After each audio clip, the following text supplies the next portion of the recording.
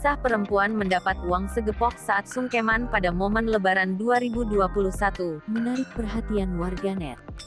Setelah sungkeman dengan sang ibu, Perempuan itu terkejut diberi uang segepok. ia pun akhirnya memilih untuk tidak menerima semua uang tersebut.